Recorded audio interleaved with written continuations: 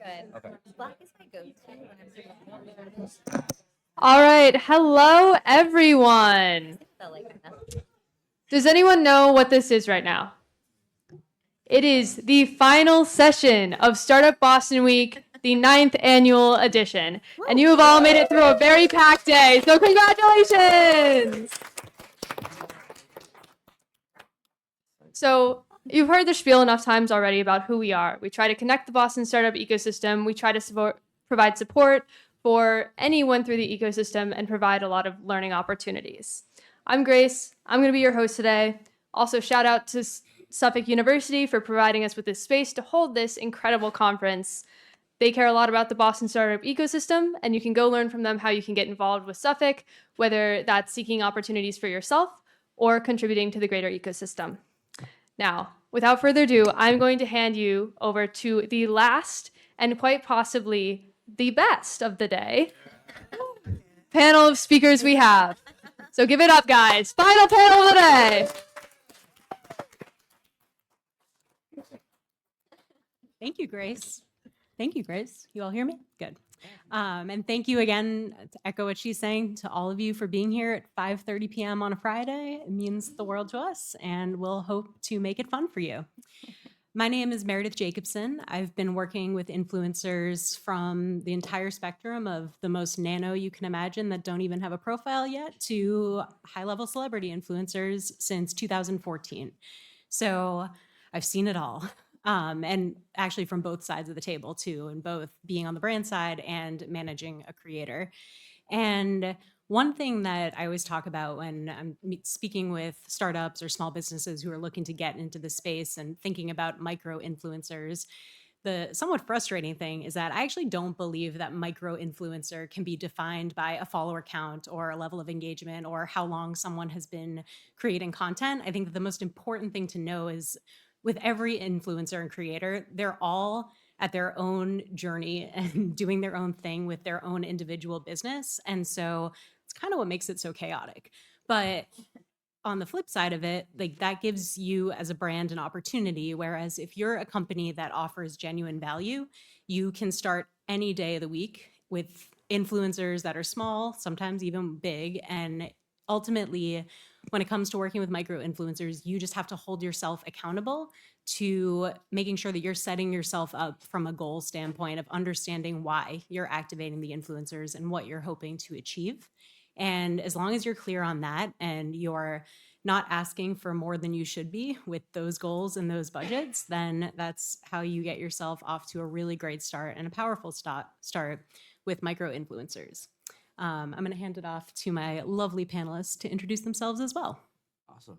Hey guys, I am Elijah Casabo. I am a co-founder of Vidova, a UGC and influencer platform. We've been around for about 2 years now. I'm still a college student. Literally had class 3 hours ago. That I may have skipped to drive here, but we're here now, so it doesn't matter. But my background comes from affiliate marketing. I used to grow Discord servers all through TikTok, so it taught me the power of social media, the power of influence, the power of how a community can really be solved on TikTok. So I, been in the space for that long, and I'm here to chat about UGC and influencers. I'm excited. Awesome. Hi. Thank you for coming. I know it's the last session of the day and everyone's probably very tired. But my name is Sierra. I am the founder of Else Than Ever. We're a marketing and communications agency. I've been in marketing and comms for over 15 years. Been working with influencers specifically since about 2014. I started my career in public relations, actually, where the original influencers, I think, came from. And yeah, I'm excited to be here. Thanks for coming. Hey everyone, my name is Sharon Robustelli and I'm the founder of 10-3 Public Relations. And yes, I would say influencers started with PR. I've been in PR for a long time. I'm just going to say that. A long time. And I've been working specifically with influencers since about 2012. My agency specializes in working with small businesses and startups and helping to elevate the voices of the founders through thought leadership and also launch brands and products and services. Awesome. So I've got a handful of questions that I'm going to start with, and I'm going to put it out to, starting with Sharon. You guys can answer, and then we can go back and forth down the line. And if there's anything that you want to skip, we can move on to the next one. And then just out of curiosity, how many of you have questions that you want me to get to pretty quickly? All right. We're a little shy, but I think we'll Full of warm up. pre-games. So I'll open it up to questions, and if not, we'll keep going with more. So to start with you, Sharon, why is micro influencer marketing so important for startups right now? Well, the first thing I think of is that it's cost efficient, right? I'm sure you've been in a lot of panels that talk about you want to make sure that you are reserving what you spend money on in those early days, especially, but always, it's just good business. And one of the things that micro influencers allow you to do is you can negotiate what the value of what they bring is and how you can grow together. It's not always about a monetary value. Sometimes you can make other deals. You can start to look at them as partners that are going to grow with you. And that's really important because the other thing that they'll do is they'll be advocates for you even once that contract is up, once that specific deal is over, because they'll know that they were selected in the beginning, and it's more of a co-creation. So that's why I think there's value for startups. To add to that, my agency works with a lot of startups as well, predominantly startups to mid-sized companies. And, as most of you know, there's not much of a budget. Right? We have to be resourceful. And to riff off of what Sharon was saying, what is really beneficial is being able to work with them and build with them. So, just to give an example, one of the companies that we're working with right now had never done really influencer marketing. And we dove in with them and we identified a handful of micro influencers that really fit their niche. We tested out a few different niches in that particular campaign, but we found 4 in particular that just blew it out of the water for us. And they loved working with the brand. And they now have become advocates. And we have now built our entire holiday campaign around them for that reason. So that is really exciting. And I think nowadays it's getting harder and harder to meet your audience where they are and to connect, really authentically connect with them. And people don't want to hear from brands. They want to hear from other people. And that is what makes micro influencers, especially who are super engaged with their audience, so powerful. Are you able to share what it was that made those 4 emerge? It was their niche. So, the first thing you want to do is identify who you're trying to reach, of course. And with micro influencers, often they have a niche, whereas sometimes macro will cover a variety of topics, right? Alongside the cost, of course, that's an issue for a lot of people. But it was sustainable and minimalist tech is this client in particular. And so finding micro influencers that focused on minimalism was actually more difficult than you would think. That's why we have companies like Vidovo. And that, finding that audience alignment ultimately blew it out of the water for that client. Awesome. Yeah, and I would like to add on to that. One thing you said that was very important is the fact that people like other people. And I tell our brands this all the time. Like, the average mom isn't going to connect with a Kim Kardashian. They're probably going to connect with the average mom they see on Facebook, right? So you want to see you want to connect with people who actually look like your audience, right? And it all comes down to community. If you look at your TikTok, your Instagram, you're typically following people that you actually like, right? So kind of have the same judgment when it comes to marketing with micro influencers. And I think that's been the best way to do it. The more you think about the community aspect of it, the more you can, potentially get out of it. So Yeah. And one of the things that I often start with when I'm working with the client that's completely new is to go through, like I was saying before, what are the actual value props? Like, what can influencers bring to the table? And, I think that if you're really, really starting with nothing, like the very least you could do is market research. You could talk to influencers. The minimalism client could reach out to those influencers, even if it's not time to promote or sponsor them. Learn about what matters to them, learn about what opportunities they're getting and what opportunities they're dreaming about. And having that knowledge and developing and building, like that's baseline. It could cost you $150 for a phone call. And, if you do a few of those with people that are the types of people that you want to work with in the future, that builds that relationship on day one. And then there's also the content piece of it. The content itself is a major value prop. And then that's before you get into the reach, the engagement, the clicks, Yeah. the association. It's all a funnel, and it all builds upon each other. And so it's about figuring out where you are on day one and where you're growing towards. I think the number one mistake I see brands make when it comes to working with any influencers, but especially micro influencers, is number one, they haven't defined their goals. What are you trying to get out of that out of this particular type of campaign? And secondary to that, they are not taking the time to find and vet the right influencers for their brand, and they're just kind of throwing money at the wind. For Sharon or Sierra, you're talking about strategy and identifying your goals. When you're in that position, what are some of the ways that you're identifying, okay, what are the niches that we should talk about? How do I even figure out the right type of influencer? I'd say the first thing I always start with clients is making sure they've figured themselves out, especially at this stage of the game. I walk clients through what maybe I'm not the only one who calls it this, but what I call a brand positioning workshop. And what we do is we basically nail down who they are and what they stand for and what they stand against. And once we develop that picture, we create this communications platform, and it'll sound like a tagline, but it's really not to be used externally. It's just to be your filter so that everyone that you connect with, everyone that you partner with fits through that filter, and then everything you say. So that's the first thing, being really clear with who you are as a brand, what your brand stands for. And then the second thing is making sure that you're casting a wider net than you would think, but still very strategic. So for example, we worked with a candle company. This company did not exist 2 months before we had our first meeting. Okay, did not exist. And they were like, we need to be in holiday gift guides. Yes. Yes. Our first meeting with them was in August. Okay. Holiday gift guides are like right now, editors are working on holiday gift guides. So we said, all right, let's see what we can do. They had a great story though. So we were able to do the earned media side of it. And then we also were like, let's do some micro influencer work. And for them, what we did is they had the candle company, the basis of the company. This was in 2020, right after lockdown, right? That August after lockdown. And they were three guys who were all in the hospitality industry and they'd all lost their jobs. But they were fortunate enough where they were okay. They weren't hurting, but they saw their peers work.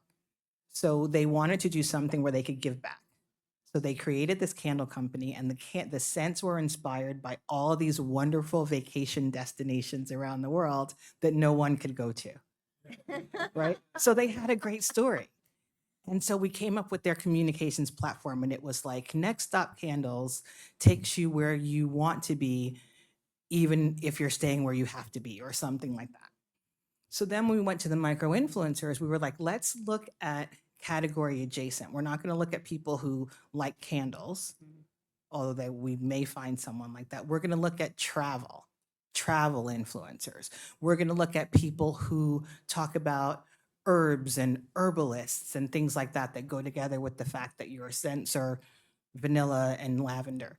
And that worked for them. So I would say that category adjacent thinking is really important too, because you'll find some real diamonds that way that you may not have thought of if you just stick with the on the nose category that you're in. Yeah, I like to start with either conducting user interviews or watching the videos of the user interviews that have been conducted with that company. And the reason why is I'm really looking for how the customer is describing the problem that that brand is solving for them. In their words, how are they describing what problem is being solved? And from that, I'm able to extract a little bit more of a persona of who that person is, and to take that data, and with a little bit of intuition, of course, as is marketing, data and intuition, and really try to identify not just category adjacent, but also maybe right on the nose, who might those influencers be?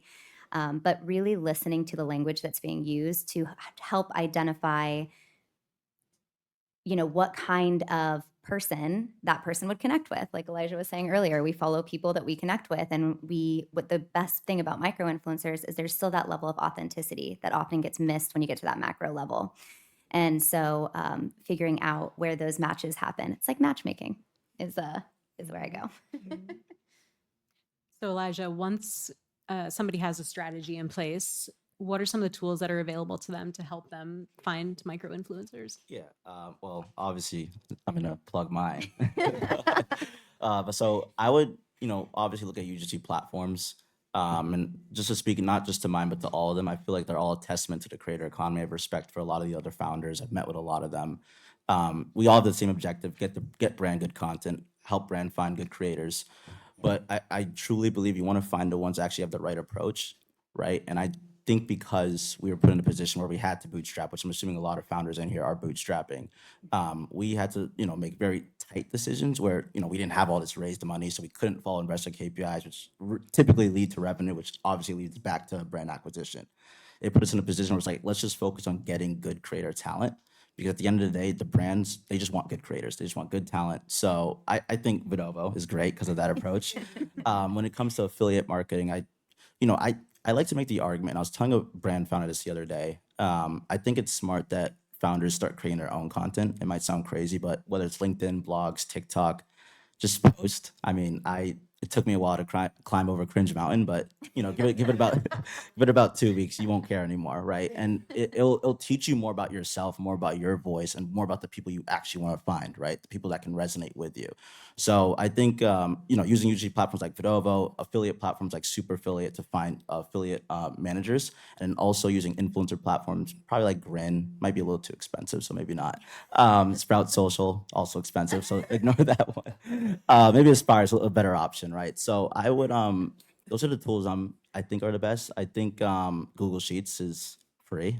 Everyone should know how to use that. So that's a great way to track things and keep things easy. But at the end of the day, it never hurts to just reach out to at least 50 people per day. You never know who will answer you. When I first started Vidovo, I emailed 600 creators. A lot of them, gave me shit for it because they didn't know what UGC was at the time, right? But even just doing that, I was able to get a vast majority to respond, and I got 14 of them on the Zoom call, right? Just to explain like the benefits of what we're building and why it's important. And I was able to develop relationships with them because they believed in the mission. So I think reaching out on your own, tracking everything through Google Sheets or using platforms like GARS are pretty efficient. And that's a perfect segue to my next question, which is, so it's very basic, but you have identified the niche that you want to partner with. You found a list of influencers. How do you all go about getting in touch with them, and what do you include in your outreach email to increase your chances of getting a response? The Wild West. That's why I- I'm deferring to you. The one thing I will say is, in addition to Google Sheets, Google Forms. If you're not using Google Forms, you are missing out, because you can, in seconds, create a form that will help inform all the information you want to know about the people who you're considering. And then it aggregates. You can go in and look at it just as like a summary of what everybody said, or you can look at the individuals. You could pass it on, share it with your team. So I would just add Google Forms as like my new baby, like love.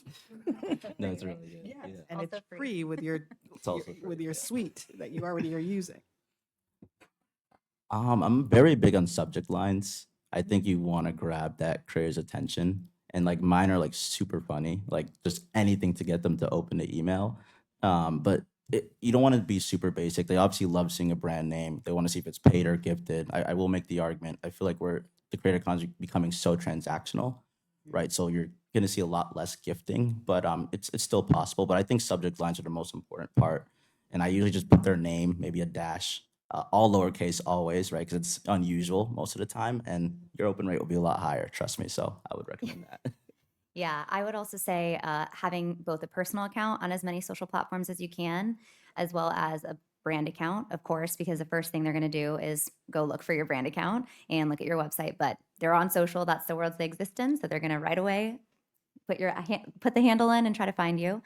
But I reach out both via email and also via direct message on those respective platforms. I find that to be the most effective way, and it helps if you yourself are more active on that platform and you're not a stranger with no picture coming in and sliding into their DM.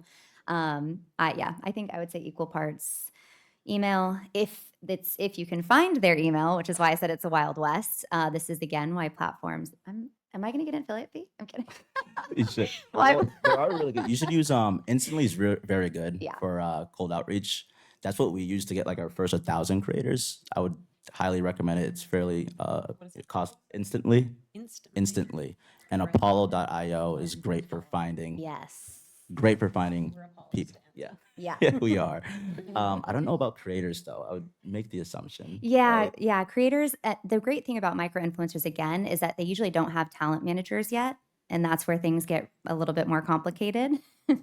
So again, reaching out via DM, that's why it works because they don't quite have these huge talent teams that are like, oh, immediately they see money. Yeah. Also, one of the craziest things is that on Instagram, you have to go on the app and go to the contact button to find their email address. If you're just on a web browser, you can't access it. So Yes. Yeah. That is true. they kill us. Yep. Sharon, what's something to avoid when working with micro influencers?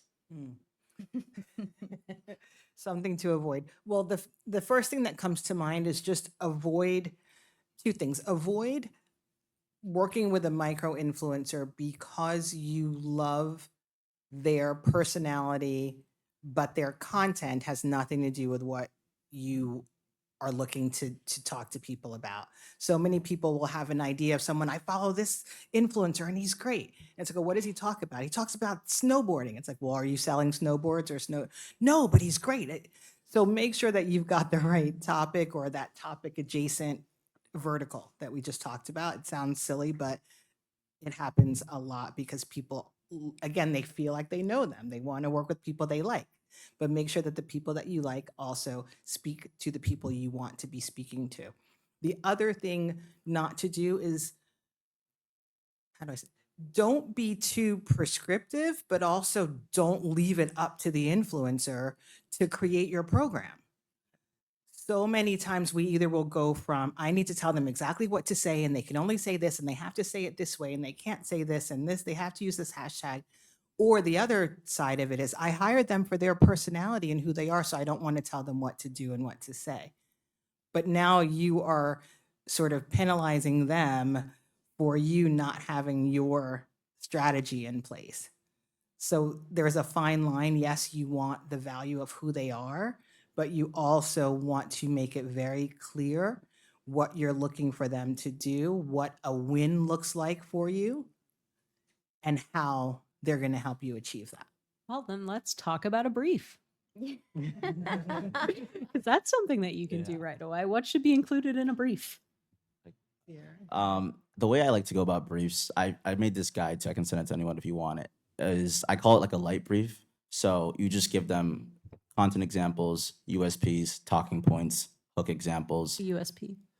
unique selling point. So, but I've always found that creators tend to work a lot better if you just give them that light brief. Let's say you're working with 20 creators, right? Or 20, I should say micro influencers. Sorry, guys. You're working with 20 micro influencers. You give them all a light brief. Hey, this is what's gonna happen. I don't really recommend giving them do's. More just give them don'ts because you still want them to use their own personality. So don't give do's, and usually never works. And then after the light brief is has gone through, typically out of that you'll find like 5 to 10 good videos or whatever videos performed. You want to double down on those, and then you'll go on like a little bit of a harder brief, but still give creative freedom to them, but just not too much, right? So I kind of like to do a fine line in the middle, but yeah, just let them be them. Talking points, and I don't recommend writing scripts for them. I always like to give them the light brief and let them write the script. So No scripts. yeah, no scripts. Yeah. They nailed it. All right. Easy enough.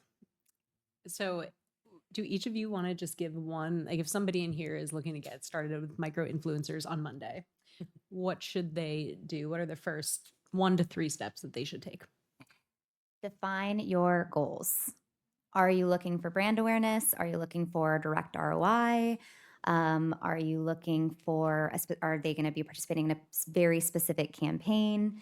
The micro influencers we reached out to for the Mudita is the name of the company, the campaign we were running, were very specific to a campaign. So that brief came in handy.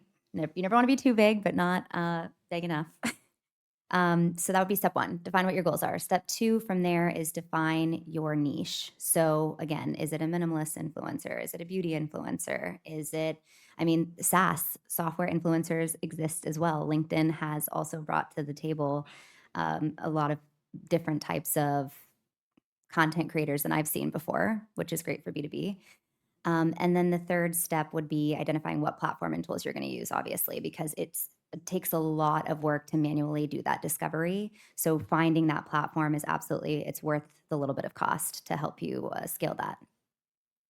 Yeah, I would agree with all of that. The other thing I would say is just be prepared for a partnership, not a one-off. It's going to be a journey with them. So just be prepared for that and set your expectations and your goals and your dates and gates and all those other things with that in mind. It is a journey. And I'll kind of second that. I truly believe in relationships. I just try to develop a relationship, try to have a genuine connection with the person you're actually working with. My favorite influencers are the ones I've known since 2022 when I had horror stories and they still stuck out with me. And they'll give you the best deals that way too. I also used to sell videos for $20. That's not possible anymore. So, but typically just focus more on the partnership and, I think the best will come out of that. So. And budgets, obviously. You need to understand what your budget is going in and be prepared to negotiate. You guys are teeing me up so good. I was going to ask, what do you think is an entry point price wise to start working with an influencer, and what is reasonable to be asking for at those prices? That's kind of a tough one, I'll say, just because it really depends on the actual influencer. I typically recommend small brands start with UGC. You can get a video as low as $50, maybe as high as 500. I noticed when you start, sorry, someone Yeah, use actually, it. can you also answer the difference between UGC and micro influencers? Yeah, so UGC is user generated content. In the simplest terms, is technically you're buying content, you're using that content on your own marketing channels, right? So most of the brands that get that content is going on Meta ads, TikTok ads, maybe YouTube, or they're posting it organically. I typically recommend putting it behind paid social. Influencers, it's going on the influencers channel, right? So you're using their likeness. It's going on their TikTok, their Instagram, whatever it is, right? So that's the main difference. UGC is typically cheaper because they're not posting it and they don't have a following, Yeah, so right? you're not paying for distribution. Yeah, you're not paying for distribution. But yeah, I would say sorry, I just blanked. What was the question? You said The- $50. Oh yeah, 50. I would say $50 to 500 for UGC. Influencers, it kind of just depends. My personal recommendation, I would check out a website called homefromcollege.com. You can find a lot of college influencers on there for less than $100. There are hustlers. I'm a little bit biased, but I think Gen Z's hustlers, right? So I would highly recommend going on there, just finding out what type of content is actually working for your brand, because these college kids are very hungry to make money, and you can start very low there. But yeah, I've seen crazy prices. I've been quoted like over 100 grand. And I walked Yeah. away right away, but depends. Yeah, I would say so. There's two pieces to the budget equation here, even with micro influencers. The first is just whatever that flat fee is going to be, and I've on my most recent campaigns had paid $500 for one post, and I've paid an upwards of 8,000 for a micro influencer for a few posts. But that is just one piece of it. Usage rights is another piece of the budget that people often don't think about that can be quite costly. It can be double the cost that they're charging for that piece of content. So a usage right is essentially how long the brand has to utilize that piece of content. And that's why user-generated content can be helpful because you can use that indefinitely behind paid ads, right? Whereas with an influencer, you're using their likeness, similar to a celebrity. So they're going to charge you for that. Usually, just to give you an off the cusp example, one influencer, I think we paid $4,500 to a micro influencer who had really strong engagement and ended up performing quite well for us. And for the usage, it was about 5K, starting with 90 days. So they're getting a little crazy. That's why I said it's a Wild West, because they are starting to get a little bit, they'll just throw out numbers. So just be prepared to negotiate and know your budget. Yeah, that they covered it. They covered it. The one thing that Elijah said when we started that I think is interesting and worth noting is as a founder, creating your own content as well, no matter how much you don't want to do it.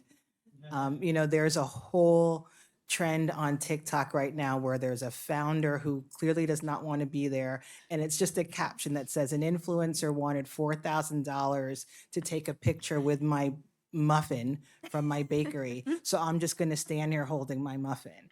Like, that's enough. That's enough. So be creative, but think about yourself too. Yep. And again, that's why building the relationship is so important, because once you establish that trust, you're able to kind of get grandfathered into those original fees before they start growing in their careers. Totally. Any questions from the audience? All right, we got some microphones coming around.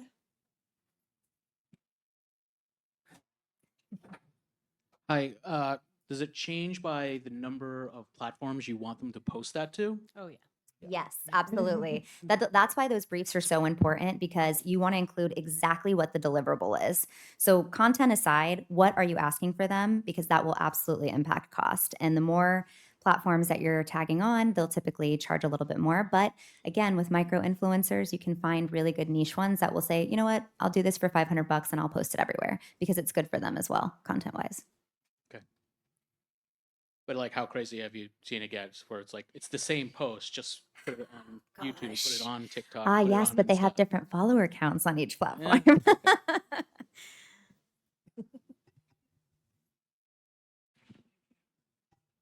Hi, I need to apologize to everyone. I don't know what I'm talking about, so I'm gonna ask a dumb question. We love it. So, my name is Adriana. I am a founder that is never done social before, and has always done B2B, and is about to start doing health tech B2C, which is kind of crazy, but it's cool. So I have a really simple question, which is, why would they want to work with you? Like, why would they want to work with me? Is this just like a sponsorship? Like, I actually literally don't understand if we're just talking about like, oh, this company's my sponsor, or there's some other kind of partnership deal. Like, I don't know what those options are, and I'd love you to clarify for me.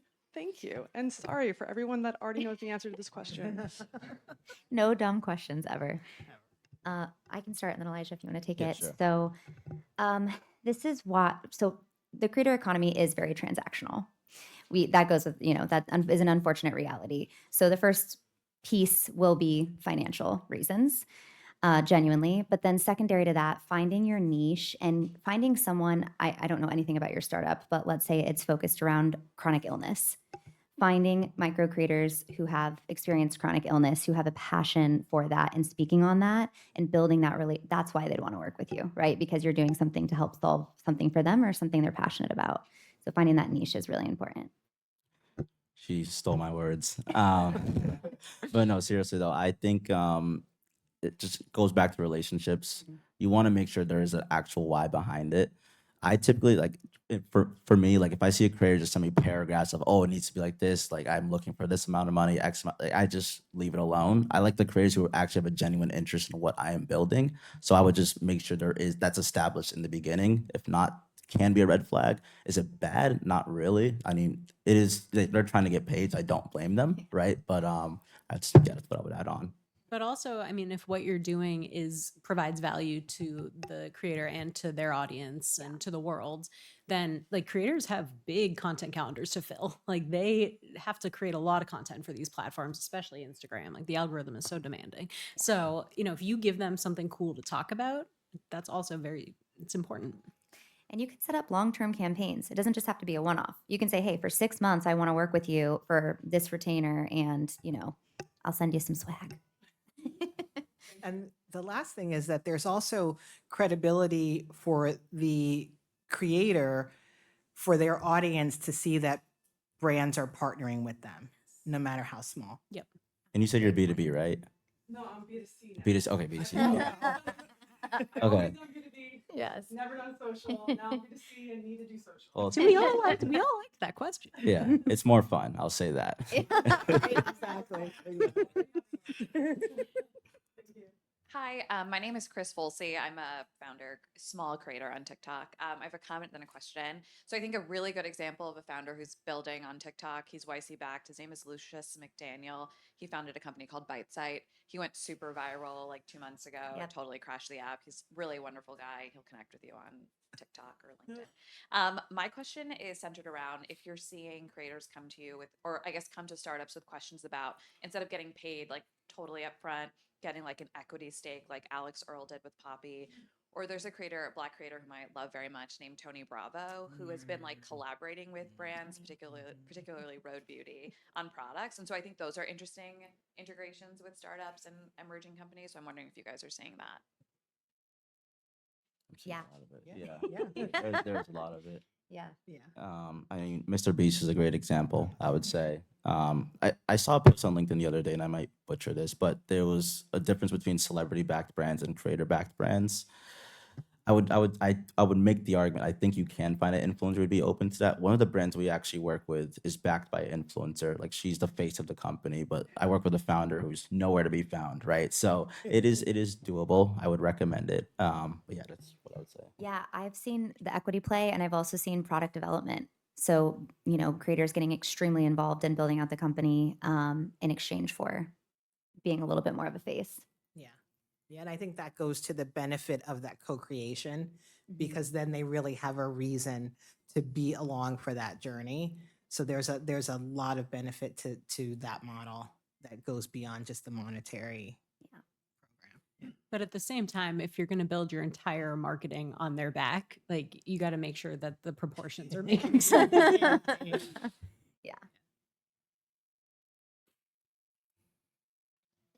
Thanks. I wonder if it's an age thing, but I'm 53 and I feel like there's a lack of trust. I don't trust influencers when they're paid for the products they're advocating for. And I know that that's silly, I guess. I don't know. How do people get past that? Because they need to make money. I understand that. But I just don't trust it when I see they're getting paid. That is a great question, and I get that a lot. This is why micro versus macro makes such a big difference, and volume and quantity is also very important. So, obviously, in marketing, you want to be as many places as you can, right? Nowadays on TikTok, well, not nowadays, you have to, they by law have to say, listen, this was something I was paid to talk about, right? So you see that little commission or the little marker on the videos. But finding the right people is so important for that reason, because you can tell, we can all tell when we're scrolling, oh, this person was very clearly just paid, $100 or however many dollars to promote this thing. You really want someone who genuinely cares about what they're talking about, and that comes through. And unfortunately, there will always be people that see that and say, oh, scrolling past, I don't believe it. But when you start seeing that in volume alongside UGC content, alongside paid advertising, and so goes on the funnel, that's when you start seeing the real difference. Yeah, I truly believe it all comes down to content at the end of the day.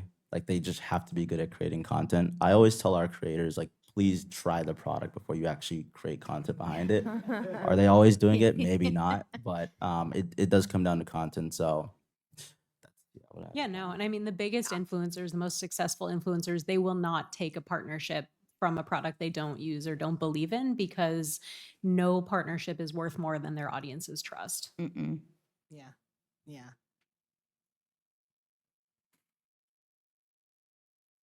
Hi. So a question related to them needing to fill their content calendar and so forth. So, how often would we want a micro influencer to talk about us or something like that? Like, is there too much where all of a sudden now you're losing trust? Is there too little where it's not moving the needle? How often? I think it depends on the play. Like, I Yeah. think it depends on what your goals are. Because I know some brands who have creators posting once a day or twice a day, like making dedicated accounts for their marketing efforts, right? Sometimes we have brands that are just paying them, for one video per week, one a month. It really just comes down to your goals.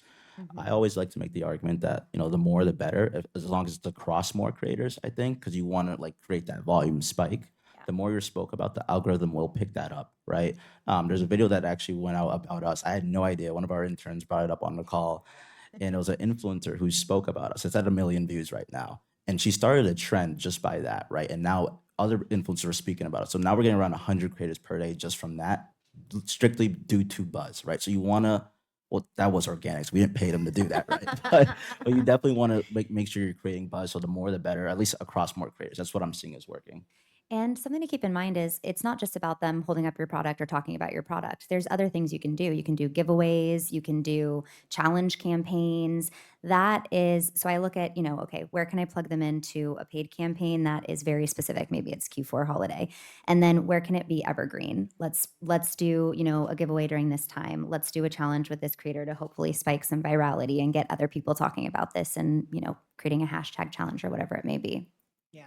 Yeah. And I think it's really important to look at using more than one creator when you're in this world of micro creators, because if you put all your eggs in the 1, 2, 3 creators, what happens is they have to move on at some point to the next thing, right? So you don't want to give that impression that this person is now, they just promote everything, right? One minute they're talking about lip gloss, the next minute they're talking about running shoes or whatever. So if you spread that across multiple creators, you still can get that ongoing sort of spikes without exhausting a single relationship. And you also have to remember, the average consumer, it takes about 8 to 12 touch points for them to actually make a purchasing decision. Like I just bought my comfort hoodie after probably seeing 12 videos throughout the year, right? So you always want to make sure something is going on throughout the whole year, right? We're now in a day and age where our attention spans are just so bad. At least I know mine's probably the worst in here, Getting right? Generationally. So it's not even about the hook. It's not about the first frame, right? So I always make the argument, it comes back down to content. Just make sure if your content's good, it's gonna obviously perform. Other influencers might pick up on that and they might post you for free, right? So just Yeah. always make sure there's good content, there's a good plan, and I think you should see success. Yeah, no, that number was 8 to 12. And like I was with a couple creators on Wednesday and they said it's closer to 17 to 20 now. Wow. And if you think about it, as there's more and more companies getting into the space, consumers are seeing more and more. And so, yeah, That's wild. it takes And a when lot. I started working with influencers, it was like 5 to 7. Yeah. Yeah. So yeah. Hi. Are there tools? Sorry, I'm not. I don't have a background That's in okay. marketing. Are there tools out there or ways to to measure the results that working with an influencer would bring to someone that wants to build Yeah. that out? So And if there's you can give some examples. There's one tool that's really good for startups that's called Mighty Scout. And what it does is you pulls in the results of your campaign. You put in the handles of the creators that you want it to be tracking and the hashtags or the tags or whatever. And it's like $100 a month, whereas some of the other ones are like $3,000 a month. So that's one of my favorite like entry level tools for that. And then there's probably 9,000 companies that all have the same API data. So. Yeah, there are many, many tools out there. Are there ways to maybe do deals with the influencer? Hey, listen, if we hit these results, we get paid so much. If we hit these results, the flexibility. Yeah, I think those are the best type of deals if you can do them. Like a lower upfront for a higher incentive. I think at least the smarter influencers, I think will take that in a heartbeat. I know I would. So Yeah, there's an app called LTK. Yep. And basically, the entire gist of the app is any creator can go on and create an account, brands pay to have an account, and the creators will get an affiliate code and they get paid directly through the platform based off of how much they've sold. So I've seen it be extremely successful and great for that long-term relationship. and generally it can create buzz. From what I've noticed is if other creators see, like, I don't know, we've probably all heard of TikTok Shop by now, but if other creators see other creators making a lot of money through a product, they're going to go out their way to buy the product and start creating content around it as well. So you always want to have a good incentive. Hi, everyone. Hey, Elijah. Hey, Meredith. So I did not. we met at a creator event. That's why we know each other. But anyway, so literally. I'm Nick. Let me give a little bit of background, relevant background to my question. So I used to work for Gary Vee. I don't know if you know him. So and I worked with him just on content strategy, but also on core relationships. And we had a really big engine for like gifting and everything, especially because with the stuff with VFriends that he was working on and everything. And maybe like contextually to people that like want to gift at like B2C, right? but don't have the marketing budget for these elaborate packages or like these different things in targeting. Like, how can businesses think about these different gifting campaigns that they can get into on a budget? Account-based marketing is one of my favorite things for this reason.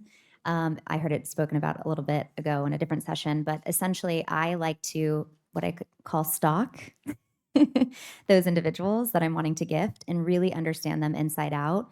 And from there, they don't, it doesn't, what matters is the personalization of it, right? Of course, everyone loves to get the big fancy package because they get to post about that. But if, you find out that that there's a nonprofit that they love, that they super support, saying, hey, I donated $50 in your name and I also wanted to gift you this. It goes so much further than that fancy package. So just getting really personalized in that outreach and finding out as much as you can about them, I've found to be extremely successful. Yeah, I would echo that. I think if you're gifting, you have to approach it from that personalization standpoint as opposed to, hey, you're small and I'm small, let me give you something. I don't have money, so I'm going to give you something.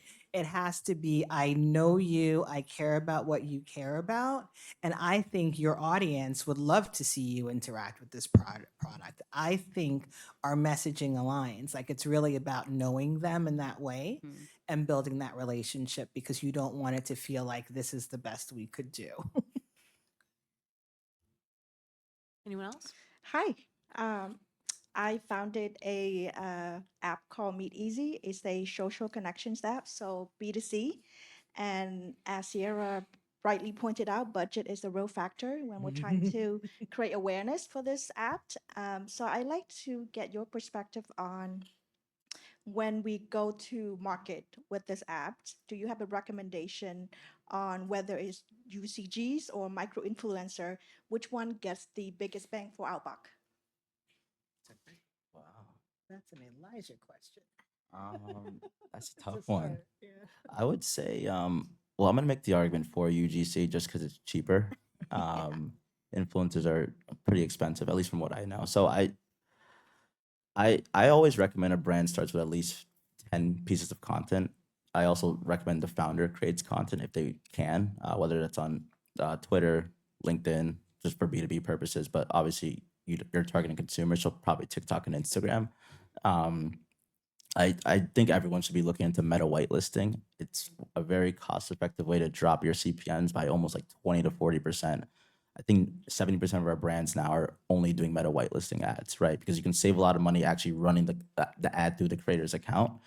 So I think you should really look into that when you are working with UGC creators or influencers.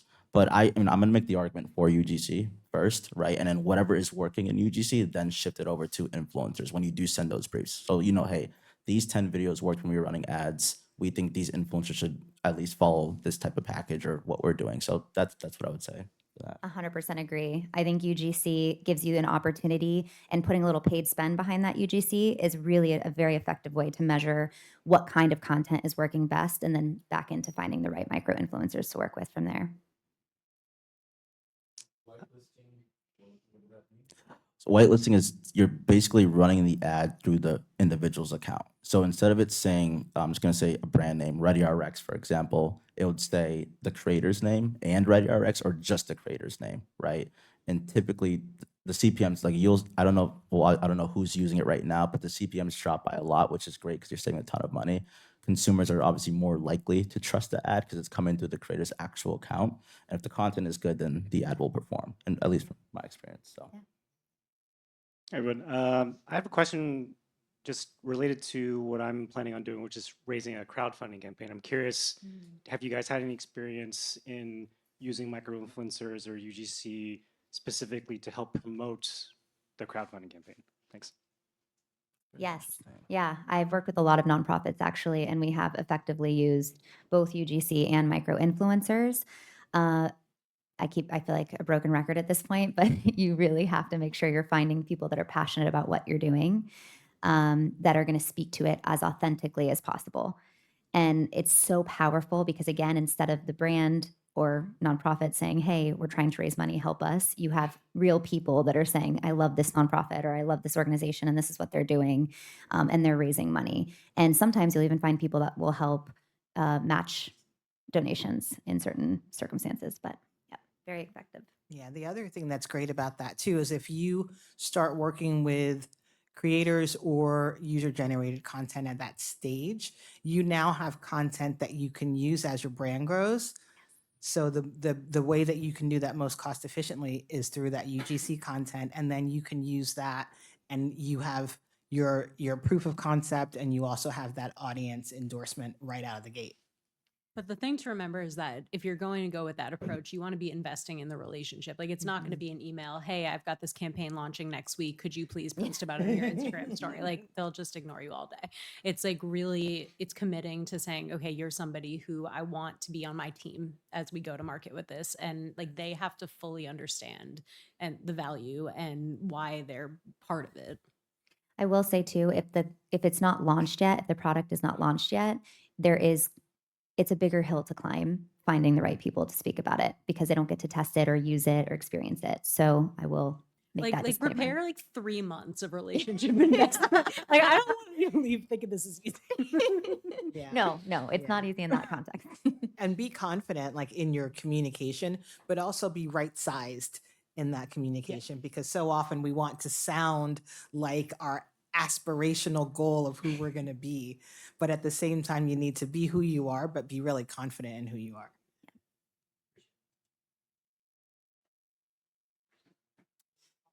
Hi, my name is Dawn Thompson.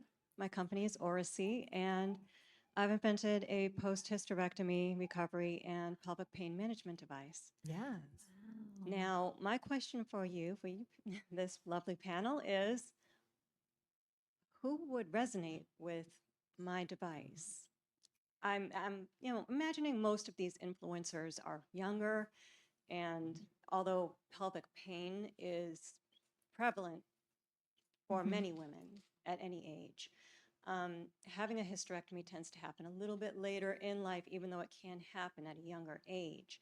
How would I find someone to align with my belief and understand what I'm trying to achieve, and also not having a developed device yet on the market? How would they resonate with that and relate to that?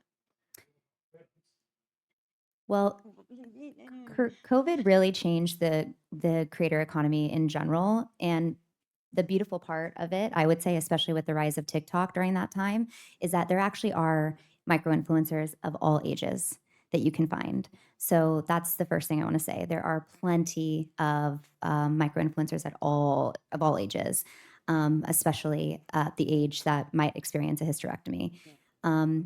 I would focus on Reddit and TikTok specifically. Reddit's a big one. That's a whole other conversation. but TikTok, there's so many different corners of the internet in TikTok alone, and I have seen so much rhetoric around female reproductive rights, as well as issues experienced, such as a hysterectomy. I myself have endometriosis, so I'm very involved in that conversation on TikTok.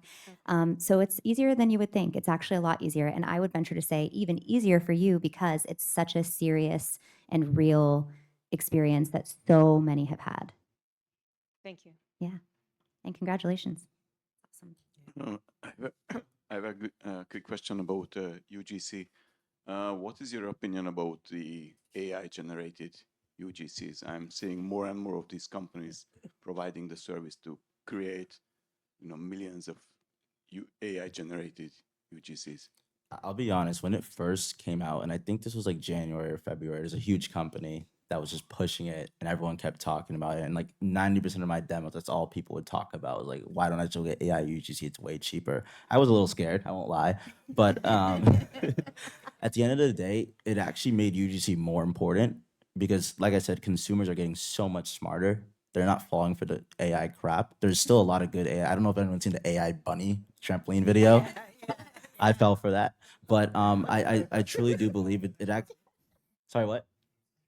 I didn't hear. But I truly believe it actually made UGC more powerful especially now since I think we have to mark AI content as AI, right? Yeah. So it's made it more. It's actually made it better for us, right? And I'm obviously gonna be biased. I don't think it works. I think it actually can get views. Don't get me wrong. It's good for awareness. But the actual conversion on that, I don't know. No, you're good. You done any comparison with AI generated and traditional? In terms of performance, I personally haven't. We don't do AI UGC.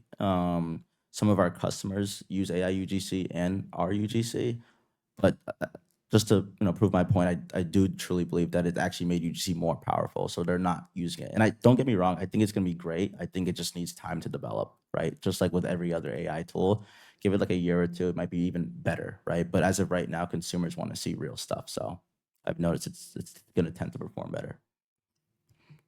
I know we're coming to an end. Tom Dodge, video producer based at the Cambridge Innovation Center, validating interview-based storytelling works, captured over 10,000 interviews on camera. Definitely works. We've helped companies raise over 20 million through video. 2 quick questions. Any counterintuitive video strategies like to storytell that you guys have found successful, whether that's graphic placement, anything that kind of works that's important? But also, I have probably my biggest partnership meeting on Monday in general to kind of leverage a big brand and just like metrics or any strategies going into that deal that maybe, I've closed some big deals, but at the same time, this is probably the biggest one, and like things that we should think about going into that.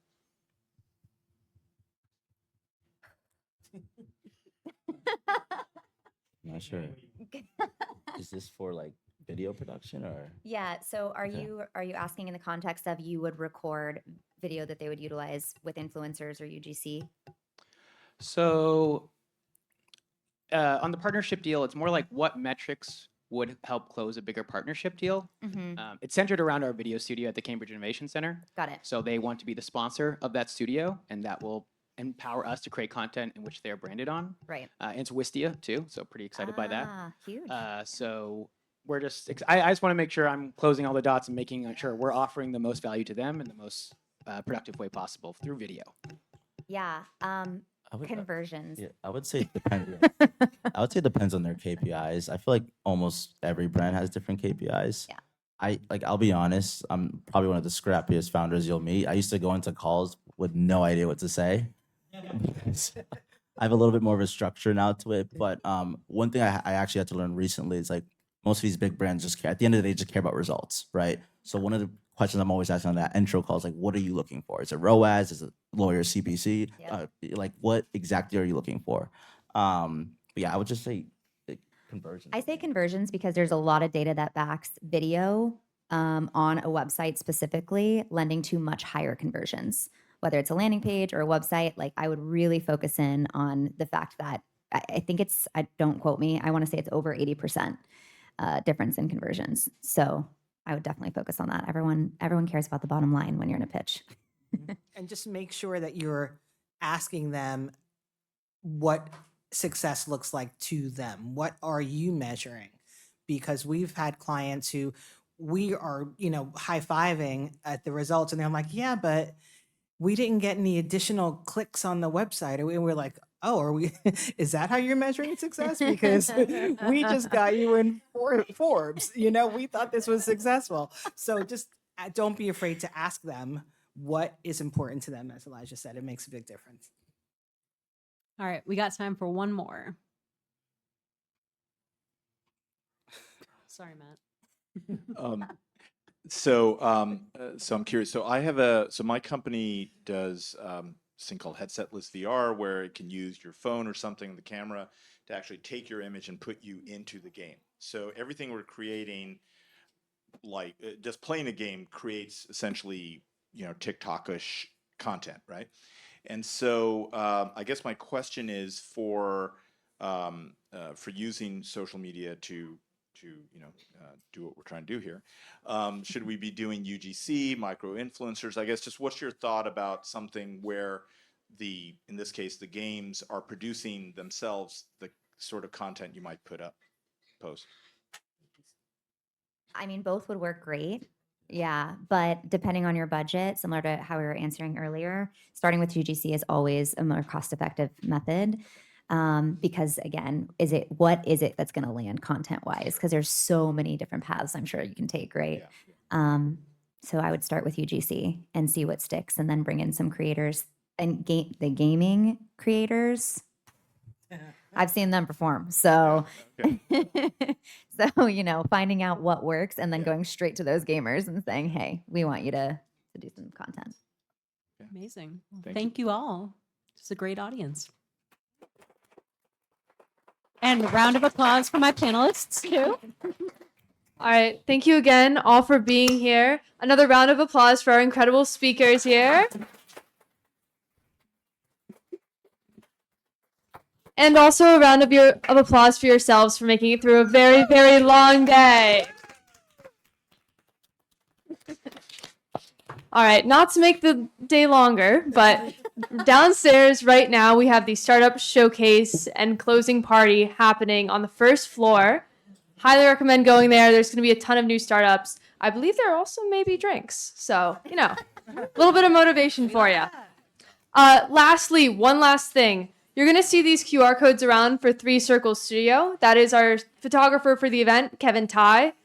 And if you scan this, you're going to upload a selfie of yourself. Any photos taken of you, even if you're just in the background throughout this whole event, are going to pop up right on there within the next day or 2. So if you guys want to make some LinkedIn posts, if you want to make some, content from this, probably a good place to go. Have a wonderful rest of your evening, everyone. Thank you so much for coming.